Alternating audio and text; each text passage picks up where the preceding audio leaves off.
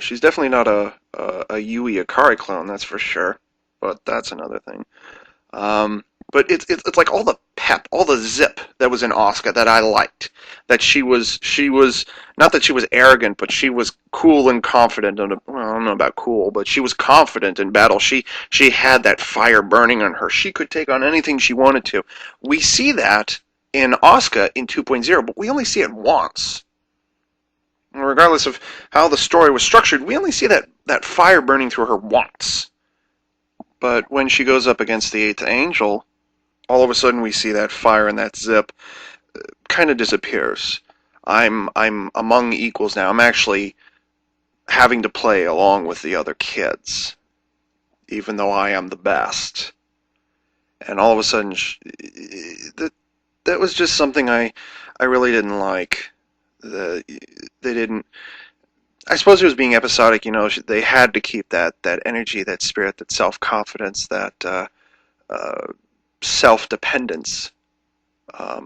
They were able to extend that through the series, but I guess through the movie they weren't able to do that. So that was something that was lacking. But the thing is, that thing that I like about her in battle was transferred over to Mari, and she's more or less that every single time we see her. We see her in her first solo battle at the beginning of the movie, in an untested Ava, by the way, that we know very little about.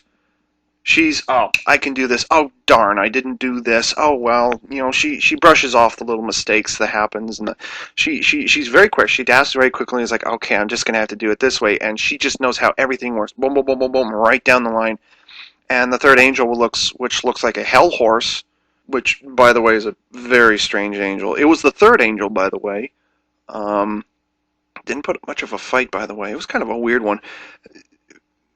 What we see of Mari in the first not even 10 minutes is pretty much all we see of her in her next 4 appearances in the movie, when she literally falls on top of Shinji, and then when we see her in her new pink plug suit, which, pink, come on, seriously? And then also when we see her going up against the 10th Angel, which was, of course, Asuka's big I can do this by myself moment in the series. It was the only other time she got to go solo. There Mari is arrogant. She pulls all these stops out, and it literally pulls all the stops out. She goes as far as she can, and it still doesn't do anything to it. Zuriel kind of has this invulnerability thing to it, which, every giant monster TV series and movie has to have the monster that's invulnerable, and Zuriel just happened to be the one that did that. Not even Raimiel, but Zuriel, who had Raimiel had 1 AT field, Zuriel had 22 or 30 AT fields. What the fuck? And it's only when Unit 2 has been... By the way, wasn't Unit 2 decapitated? How the hell can there still be a hand and an arm and a whatever still attached to it? I distinctly saw a head disappear along with an arm. I know I'm not remembering how it happened in the series. That was different. But it's only when she pulls Shinji out of the wreckage of the shelter in Unit 2 and shows him around that she does this honor and glory speech, to which Optimus Primal says, speech this, smack, that we actually get any kind of insight into her character, which it just felt kind of wooden. It's just an excuse to urge Shinji to go back to Nerve headquarters and pilot Unit 1. Inspire some confidence in him. Like I said earlier, whatever plans there are for her in 3.0, 2.0, she was a little too wooden. She's a little too, two-dimensional.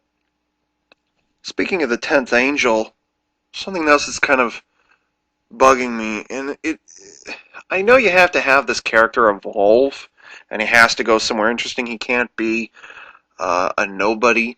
He can't want to be a nobody. He can't try and stay a nobody, but it seems to me that Shinji got a little bit of kind of a shot of testosterone when the 10th Angel showed up. And now all of a sudden he's willing to sacrifice his very existence, his humanity, his soul, his whatever the fuck they want to call it, in order to save this girl who has this connection to his father. And it just seems to me he's fighting and begging and struggling. I can't even say that the L word even comes into the formula, and that kind of bothers me. When a guy has to go save the girl from the bad guy, he usually does it in the name of love or because it's the quote unquote right thing to do. But Shinji just kind of does it just because he can.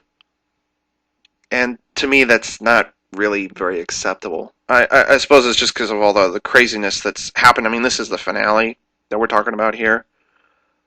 But it just didn't feel like Shinji was that type of person who would, at that time, be willing to risk life, limb, immortal soul in order to save someone he barely understands. That just, it just doesn't make sense. He's saving all these anonymous hundreds of thousands of people throughout this city. Why this city is still functioning after the sixth angel was destroyed, I don't know. But he's willing to risk life and limb for this one kid, who just so happens to know his father a lot better than he does. I think that was really the only problem I had with Shinji, is just how he's acting in the finale. And, yeah, spoiler time, it wasn't Eva Unit 1 that went into Berserker mode. Let's be clear here, because Unit 1 did not go Berserk. Not like it did in 1.0, not like it did in the series. This time around, Shinji was fully conscious. He chose to make it go Berserk. He chose to take it above and beyond what it was capable of doing. Which makes me wonder... Actually, this didn't occur to me till after the film ended. This makes me wonder, in Eva 1.0, we do not see, it does not happen, the beast sequence in Eva 1.0 does not happen the same way it does in the series. In the series, in episode 2, when we actually see the full battle happen, we see Unit 1 did it all by itself. And then the lights come on in the interplug, and Shinji's just kind of, whoa, what the fuck just happened here? And then we see Unit 1's mask falls off, and we see that Unit 1 is in fact a biotech robot rather than a just purely mechanical machine. Which, by the way, is one of the more stunning points in the series, because you go, oh shit, what the hell is this? Because you've never really seen anything like that before. Our Battler Dunbine doesn't count, I don't think, nor does Ghost in the Shell. But getting back to it, Shinji intentionally goes into Berserker mode. He takes... I don't know how it is he can do this, but he takes Unit 1 to a level above what Mari did with Unit 2. Which, by the way, where the hell were all those pistons inside of Unit 2? They took up so much space. And you want to talk about mass shifting, and was it the laws of physics regarding mass cannot occupy the position of another mass, or whatever the hell that... It says something like 2 molecules cannot exist in the same space at the same time. Where the hell were all those fusion thingies inside of Unit 2, inside of Unit 1, inside of Unit 0? And why didn't Unit 1 do it earlier? But here's what I'm wondering. If Shinji intentionally drove Unit 1 into Berserker form, can we even call that Berserker anymore? I suppose we could. If he can do that intentionally and keep conscious control over Unit 1, I'm wondering if the Berserker in 1.0 wasn't also Shinji intentionally driving. Now, of course, he's never driven an Eva before. I get that. Little or no training. He can't even make it walk 2 steps. He got it to walk 1 step, but he didn't get it to walk 2 steps. But it makes me wonder, Unit 1's behavior in that sequence is awfully reminiscent of what it does in 2.0, and it makes me wonder if in some way Shinji was able to synchronize with Unit 1, or do whatever the terminology is you want to use, that he was able to activate the Berserker sequence. The only time, here's my thing, the only time we see, and here's kind of my proof on the matter, The only time we've actually seen, if my theory is true, the only time we see Unit 1 actually acting on its own without pilot interface is when it physically rejected the dummy plug in 2.0. And Gendo clearly says, Yui, why are you fighting me on this? You know, he's looking at it, and we can see the Eva doing that frame-by-frame wiggle that anime artists love to do when something's vibrating or shivering or something like that. But that's the only time, I think, that we see Unit 1 acting of its own accord. If my theory is right, and Shinji controlled both berserkers, that is a very interesting notion. I mean, even though he couldn't pilot, I'm assuming that he found some way in that first battle to connect with the Eva on a level that didn't involve using the joysticks and the theoretical foot pedals and the buttons in the center column, which we never get to see. That's what I think happened. It is kind of an interesting fantasy to float about that Shinji was actually, in Rebuild, Shinji actually controlled both of the Berserker modes. And is Yui Ikari really... We know she's in there. I mean, because Gendo says it, finally, in 2.0. He says she's in there. Why are you fighting me? Interesting thing. Oh, I gotta say this while I'm thinking about it. One of the big laugh moments in the theater. By the way, I was there with my sister, her fiance, and his brother. I think there were like 10 other people in the theater. So it was a small theater. It could barely seat 50 people. That's how small this little university district theater was. It was real small. It's actually a volunteer-operated theater. But I gotta...